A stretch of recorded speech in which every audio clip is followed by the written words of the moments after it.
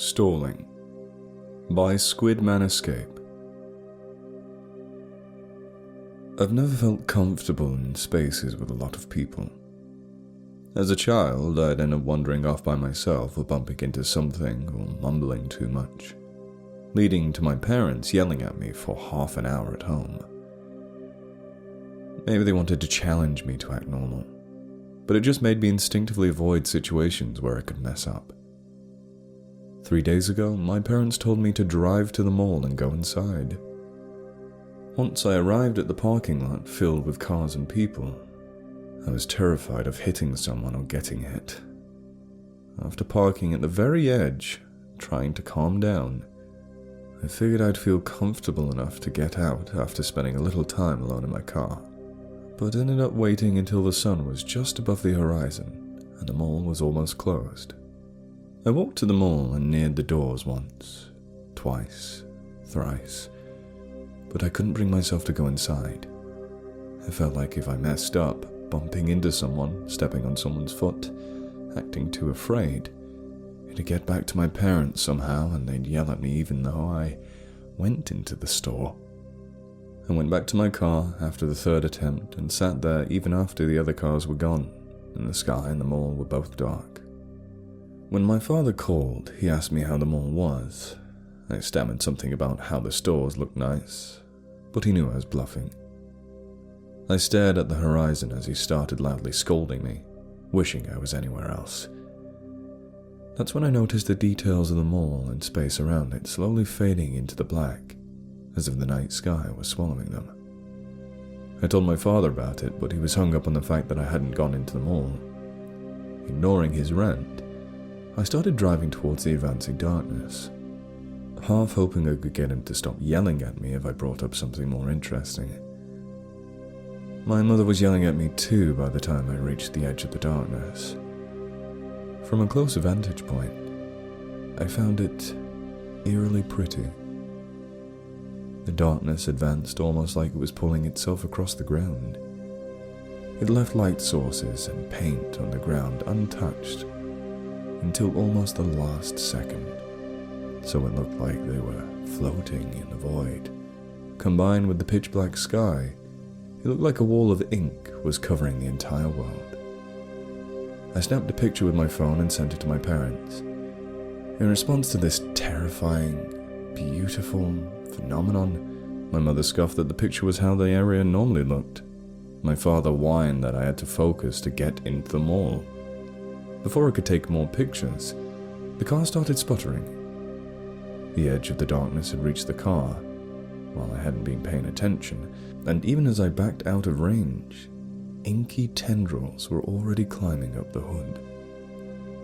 I didn't want to find out what happened if I entered the darkness, so I drove home, only stopping when I saw the ground ahead being engulfed by the same encompassing void. I reversed until I was completely far from the darkness and stared cautiously at it. There weren't any other cars or people on the street, so I couldn't watch to see what would happen when they entered it. The only option was to go in myself, but I wasn't sure I would take that chance. If you don't take that chance, which chance will you take?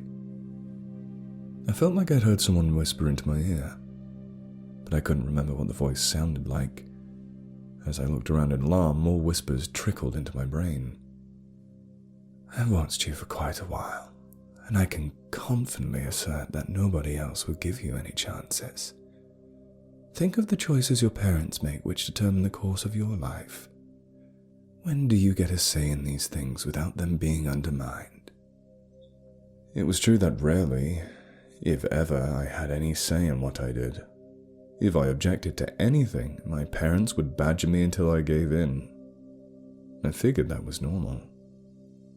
In fact, this is unusual. Your parents are your only confidants, yet refuse to productively help you improve. With no avenue of self-betterment, you still stubbornly cling to this world. Why not escape it forever by death? I'd asked myself that question before, when I felt especially hopeless. I really felt my parents wanted me to be better, and I didn't think they deserved to have their child commit suicide. Despite what the voice said, I still held out that life would improve. More importantly, I hated the idea of somebody stumbling on my dead body without warning, because I didn't want to cause people trauma. Most importantly, there was no guarantee of success. It was even possible that I would fail and lose what little freedom I had. Your reasons for staying are reasonable, but I still think you might accept my offer. If you drive into the darkness, you'll be painlessly erased from the world. Your body will not frighten anyone, and there's no chance of failure. I actually considered the offer for a second. This took care of the two biggest problems with suicide, but that just made the other ones more prominent. Was I really willing to throw my life away and leave my parents reeling? That, of course, is the issue with this situation. You must accept that your life will never improve in order to cut it short. But do you really want to waste your entire life in that painful rut, sinking further and further into despair, when you could simply take my advice, accepting my gift of sure and quiet death? And that made me wonder how this voice was so sure my life wouldn't improve. Surely there was an ulterior motive. Your skepticism is deserved, and I will answer you honestly. I am taking you to this world to bring you into another one. You'll not have the moral high ground there, but you will have a purpose to which you are exquisitely suited. I reckon that's better than this life. The darkness around me suddenly cleared until the sky was studded with stars and the road in front of me was perfectly clear. I will give you 3 days to think about it. If you accept my offer, return to the parking lot 3 nights from now. By the time I reached home, my parents were asleep. They screamed at me in the morning, but I had trouble paying attention, to the point that my mother grabbed my face and forced me to stare into hers as she talked. All I could think about at that moment was that I'd rather be dead. For most of the 3 days I was conflicted. Logically, the right choice was to live.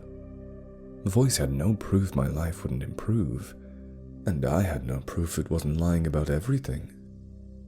Really, I thought, it's most likely the whole thing was some kind of complicated illusion, and this whole debacle led to me being medicated. I couldn't trust the voice to know what was best for me. But did my parents know what was best for me? They couldn't help me by yelling at me, but that was the only way they tried.